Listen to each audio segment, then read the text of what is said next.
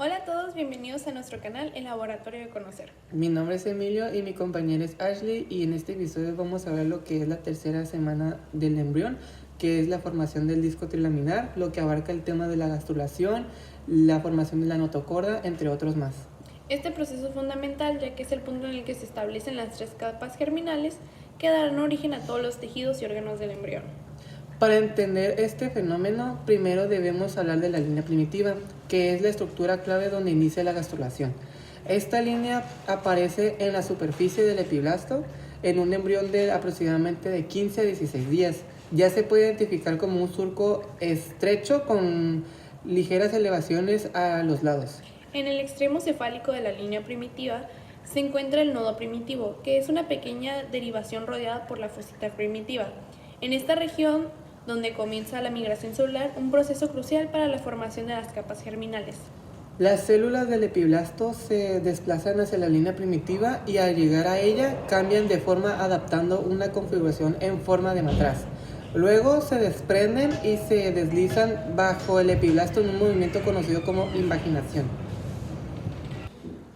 Migración celular y formación de las capas germinales. Ahora hablemos de cómo se regula esta migración celular. Este proceso está controlado por el factor de crecimiento de fibroblastos 8 o FGF8, que es sintetizado por las propias células de la línea primitiva. El FGF8 cumple dos funciones principales, que el primero es regula el desplazamiento celular al reducir la expresión de las ecaderinas, una proteína que mantiene unidas las células del epiblasto, y la segunda es que controla la determinación de las células del mesodermo a través de la activación del factor de transcripción Brasd-Yuri. Una vez que las células imaginadas llegan a su destino, comienzan a diferenciarse tres capas germinales, que es el endodermo. Algunas células imaginadas desplazan al hipoblasto y dan origen al endodermo embrionario. Y el segundo es el mesodermo, otras células que se ubican entre el epiblasto y el endodermo recién formado, constituido el mesodermo. Y el último, que es el ectodermo, las células que permanecen al epiblasto formando el ectodermo. De esta manera, el epiblasto es la fuente de todas las capas germinales y a partir de ellas se desarrollan los órganos y tejidos del embrión. Además, durante la migración, algunas células se extienden lateralmente y en dirección craneal, conectándose con el mesodermo. De esta manera, el epiblasto es la fuente de todas las capas germinales y a partir de ellas se desarrollarán los órganos y los tejidos del embrión. Además, durante la migración, algunas células se extienden lateralmente a dirección craneal, conectándose con el mesodermo extraembrionario que rodea el saco vitelino y el amnios, hacia el extremo cefálico. Las células migran en dirección a la placa precordal, una estructura clave para la formación del presencéfalo. También es importante mencionar lo que es la membrana orofaringea, ubicados en el extremo craneal del disco embrionario. Esta membrana está formada por células ectodérmicas y endodérmicas en contacto estrecho y marcará lo que es el sitio y donde se desarrollará la cavidad oral del futuro embrión. En el transcurso de la tercera semana se toma una de las estructuras más importantes en el desarrollo embrionario, la notocorda. Esta estructura es clave porque actúa como centro de señalización fundamental para la inducción de la formación del esqueleto axial y el sistema nervioso central.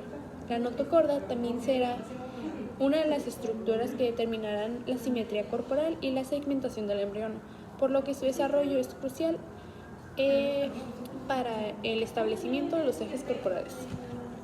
La invaginación y desplazamiento de las células prenotocordales.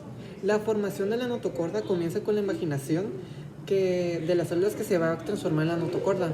Estas células prenotocordales que se encuentran en el nodo primitivo comienzan a desplazarse hacia el extremo craneal del embrión a lo largo de la línea media. Su migración continúa hasta llegar a la placa precordal, que es una zona que está justo detrás de la membrana orofaringea. Este movimiento de las células prenotocordales es fundamental porque establece una capa de células en la línea media del embrión, formando lo que se conoce como la placa notocordal. Este proceso es temporal, ya que con las células en la placa notocordal, al intercalarse en el hipoblasto, eventualmente se desprenden del endodermo para formar la notocorda definitiva. Después de que las células de la placa notocordal se intercalan en el hipoblasto y proliferan, estas se desplazan en el endodermo y forman el el cordón sólido de las células, la notocorda definitiva. Esta estructura es crucial porque actúa como el centro de señalización para la inducción del tubo neural, que posteriormente dará lugar al sistema nervioso central, además de que ser la base para la formación del esqueleto axial del embrión. La notocorda, aunque es una estructura temporal, en su forma adulta tiene un rol fundamental en la morfogénesis, ya que envía señales que guiarán al desarrollo de otras células cercanas. En términos de desarrollo físico, la notocorda está situada justo por debajo del tubo neural en la formación. La elongación de la notocorda y su dinámica. La elongación de la notocorda no es un proceso estático, es dinámico y ocurre de manera progresiva. Primero se forma el extremo craneal de la notocorda y conforme avanza el desarrollo se agregan regiones más caudales. La posición de la línea primitiva también se desplaza en dirección caudal a medida que la notocorda se extiende. Las células prenotocordales continúan su migración desde la placa precaudal hacia la región más caudal, alcanzando hasta la foseta primitiva, donde se conecta temporalmente con el conducto neuroentérico. Este conducto establece una comunicación temporal entre las cavidades amniótica y el saco vitelino. Mientras ocurre la elongación de la notocorda en la parte craneal y caudal del embrión, otro proceso importante tiene lugar en el extremo caudal, la formación de la membrana cloacal. Esta estructura, que se parece a la membrana orofaringea, está compuesta por células del ectodermo y endodermo, pero a diferencia de otras áreas del embrión, no contiene mesénquima. La membrana cloacal está situada en la región más caudal del disco embrionario y tiene un rol similar al de la membrana orofaringea en cuanto a la delimitación de cavidades. Justo cuando se forma la membrana cloacal se produce el desarrollo de un pequeño divérculo en la pared posterior del saco vitelino, conocido como el divérculo alantoides. Este divérculo, que aparece alrededor del día 16 de desarrollo, se extiende hacia el inferior del pedículo de fijación. Ahora hablaremos de la introducción del establecimiento a los ejes corporales. Ahora que hemos explicado la gastrulación y la formación de la notocorda, es importante hablar de un tema que es clave para la organización del embrión, el establecimiento de sus ejes. Desde etapas muy tempranas, el desarrollo embrionario comienza a definir una orientación en el espacio a través de ejes corporales. Está el primero, el eje antero-posterior, que define la dirección de cabeza-cola. Luego está el eje dorsoventral, que diferencia la parte dorsal de la ventral. Luego está el eje izquierda-derecha, que establece la simetría entre ambos lados del cuerpo. Estos ejes no aparecen simultáneamente. El eje anteroposterior y el dorsoventral comienzan a formarse desde la base de la mórula o el blastocito, mientras que el eje izquierda-derecha se establece un poco más tarde, ya durante la gastrulación. La determinación del eje anteroposterior es uno de los primeros eventos en la organización del embrión y se define desde la etapa del blastocisto. En el extremo craneal del disco bilaminar, algunas células del endodermo forman una estructura llamada endodermo visceral anterior, que se eleva. Estas células migran hacia la región cefálica y expresan genes clave como la formación de la cabeza, entre ellos el OTX2, LIM1 y el HESX1. Además, estas células secretan proteínas como el Cerberus y Lefty, que pertenecen a la familia del factor de crecimiento de transformante beta, que es el TGF-beta. Estas moléculas inhiben la actividad del factor nodal en el extremo craneal, permitiendo que esta región se desarrolle correctamente. En contraste, en el extremo caudal del embrión, nodal sigue activo debido a la ausencia de Cerberus y Lefty, lo que permite la formación y mantenimiento de la línea primitiva, una estructura esencial para la gastrulación. Ahora hablaremos del eje dorsoventral. La organización de este eje es fundamental, ya que determina qué estructuras serán dorsales y cuáles serán ventrales.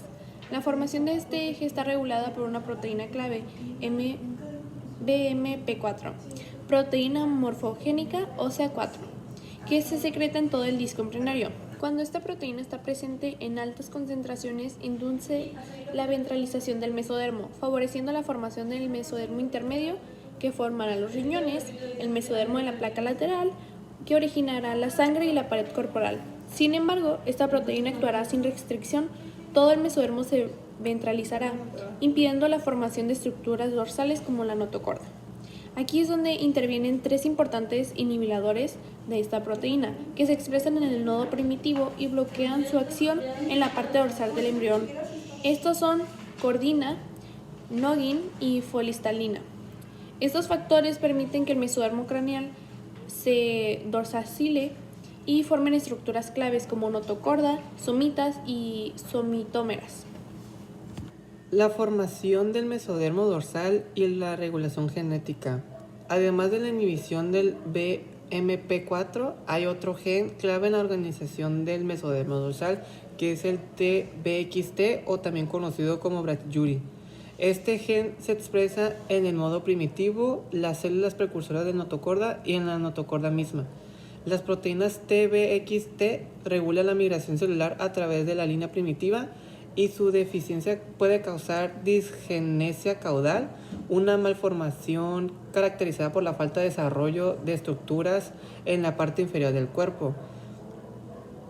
Finalmente hablaremos del eje izquierda-derecha, que define la simetría de los órganos internos como el corazón, el hígado y el estómago. El proceso inicia con la secreción del factor de crecimiento de fibroblastos en el nodo primitivo y la línea primitiva. Este crecimiento de fibroblastos introduce la expresión del gen nodal en el lado izquierdo del embrión. Pero, ¿cómo se restringe nodal solo del lado izquierdo? Bueno, esto ocurre gracias a la serotonina, que se acumula en el lado izquierdo del embrión y activa un factor de transcripción llamado MAT3, el cual restringe la expresión de nodal al lado izquierdo. Además, hay genes que evitan que nodal se exprese del lado derecho, como Sonic Hedgehog, LEFT1 y SIC3. En el mesodermo de la placa lateral izquierda, nodal activa LEFT2, que a su vez estimula a la expresión PIX2, el gran maestro, del lado izquierdo. PIX2 se expresa en el corazón, estómago e intestino primitivo, guiando su posición asimétrica. Si PIX2 se expresa de forma incorrecta en el lado derecho, pueden ocurrir defectos en la lateralidad, como situs inversus, órganos ubicados en el lado contrario, y dextrocardia. El corazón se orienta hacia la derecha. El mecanismo exacto por el cual la lateralidad se define sigue siendo un misterio, pero se cree que los cilios en las células del nodo primitivo crean un flujo de líquido que empuja los factores de señalización hacia el lado izquierdo del embrión. Ahora, el crecimiento del disco embrionario. En la fase temprana del desarrollo embrionario, el disco es inicialmente plano y casi redondo. Sin embargo, durante la gastrulación, este disco comienza un proceso de elongación gradual que será crucial para el desarrollo del embrión. Lo que ocurre es que el disco no crezca de manera uniforme, sino que se alarga principalmente en direcciones del cráneo, mientras que en la región caudal del disco mantiene su forma más o menos constante. El proceso de crecimiento en el disco es lo que facilita el establecimiento de los ejes corporales y la organización de los diferentes tejidos del embrión. Como mencionó mi compañera Ali, la expansión del disco embrionario ocurre principalmente en la región craneal, que es la zona en la que se concentra la mayor parte del crecimiento celular. Este crecimiento es un proceso dinámico en el que las células de la línea primitiva migran constantemente en dirección hacia la cabeza. Este fenómeno es crucial porque permite que se desarrolle la parte del embrión que más tarde formará las estructuras cefálicas, como el cerebro y los órganos sensoriales. La migración celular en esta región continúa a lo largo de la cuarta semana. A medida que las células de la línea primitiva migran hacia la región anterior, el disco embrionario se alarga y adquiere una forma más alargada, con un extremo craneal que se ensancha, mientras que la porción caudal se mantiene relativamente estrecha. Además, en este proceso se produce una imaginación de las células superficiales del epiblasto, las cuales pasan a formar las capas germinales subyacentes, estableciendo la base para el futuro desarrollo de los tejidos mesodérmicos, endodérmicos y ectodérmicos. Ahora hablaremos de la regresión de la línea primitiva. Un fenómeno interesante en este proceso es la regresión de la línea primitiva, que ocurre a lo largo de la cuarta semana. Al principio, la línea primitiva se extiende por toda la longitud del disco embrionario, pero gradualmente comienza a retraerse hacia el externo caudal. Esta regresión es clave porque a medida que la línea primitiva se acorta, se van estableciendo los bordes de la diferenciación de las capas germinales y la formación de las estructuras más específicas. En la parte craneal del embrión, la diferenciación de las capas germinales comienza a ocurrir más temprano, a mediados de la tercera semana, mientras que en la región caudal este proceso inicia un poco más tarde, al final de la cuarta semana. Este desajuste temporal entre la región craneal y la caudal crea una diferencia en el grado de diferenciación en las distintas áreas del disco embrionario, mientras que en las estructuras más cercanas de la cabeza comienzan a diferenciarse. Las partes caudales siguen en su proceso de gastrulación. El desarrollo cefalocaudal y la implicancia en la formación de los órganos. Este proceso cefalocaudal, donde la diferenciación empieza en la cabeza y avanza hacia la región caudal, tiene implicaciones importantes para el desarrollo general del embrión. De hecho, la gastrulación en las regiones caudales tienen continuaciones mientras las estructuras craneales comienzan a asumir sus roles específicos, lo que significa que el desarrollo del embrión no ocurre de manera uniforme en todo el cuerpo. Esto asegura que los órganos craneales se desarrollen primero y comiencen a organizarse, mientras que las estructuras más caudales se desarrollan a medida que las células migran y se invaginan, conformando los sistemas más cercanos a la base de la columna vertebral. Este patrón de desarrollo también está relacionado con el tiempo en que los órganos van a madurar y organizarse de acuerdo con su ubicación. El patrón cefalocaudal también es clave en el establecimiento de los ejes corporales, lo que tiene su impacto directo sobre lo que es el cuerpo del embrión y se organiza, se extiende y se prepara para los siguientes pasos en el proceso de formación de órganos. Ahora hablaremos del desarrollo posterior del trofoblasto. En las primeras etapas del desarrollo embrionario, el trofoblasto juega un papel muy esencial en la implantación y en el desarrollo de la placenta, que es crucial para el intercambio de nutrientes y desechos entre el embrión y la madre. Durante la tercera semana, el trofoblasto ya ha experimentado cambios significativos. En esta etapa se caracteriza por la presencia de vellosidades primarias, que son estructuras formadas por un núcleo de citrofoblasto cubierto por una capa sincital. Estas vellosidades primarias son la base para la formación de la placenta. A medida que la cavidad coriónica crece, el embrión se conecta a la cápsula trofoblástica por el pedículo de fijación, que se convierte en el cordón umbilical hacia el día 19 o 20 del embrión. El cordón umbilical es responsable de transmitir la sangre y nutrientes y el oxígeno hacia el embrión y eliminar lo que son los desechos hacia la circulación materna.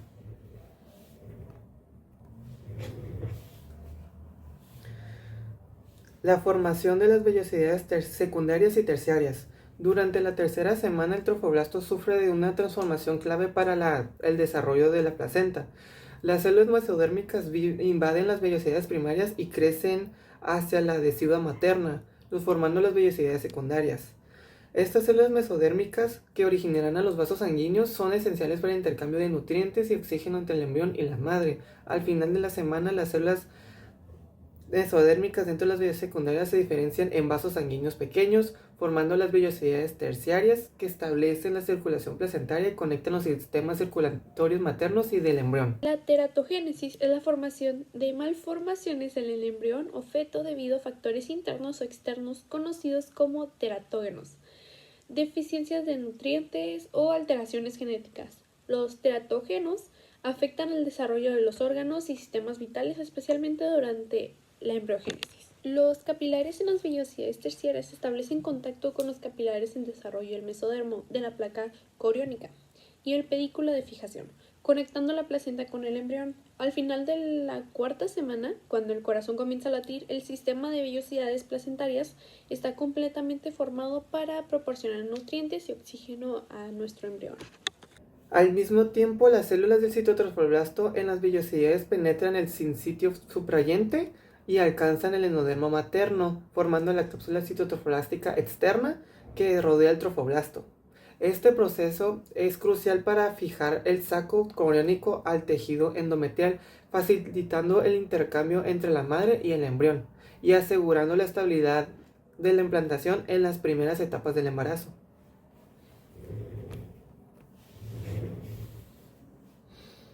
Formación del pedículo de fijación y cordón umbilical. A medida que la cavidad coriónica crece, el embrión se mantiene unido a la cápsula trofoblástica por una estructura conocida como el pedículo de fijación. Este pedículo es delgado y conecta lo que es el embrión con la placenta para el día 19 o 20 de desarrollo. Este pedículo de fijación empieza a transformarse y a convertirse en el cordón umbilical, que será la conexión definitiva entre la placenta y el embrión. Recordemos que la tercera semana marca el inicio de la organización estructural del cuerpo y cualquier alteración en esta fase donde puede tener consecuencias significativas en el desarrollo del feto. Por ello, la comprensión de estos procesos no solo es esencial en la embriología, sino también en medicina clínica para prevenir y tratar defectos del nacimiento. Así que, aunque aún estamos al principio de la carrera, el conocimiento de estos mecanismos nos prepara para entender mejor las malformaciones y los desafíos que se enfrentan los embriones. Por nuestra parte sería todo y nos gustaría que estuviera en nuestro siguiente video. Muchas gracias por verlos hasta el final. Muchas gracias.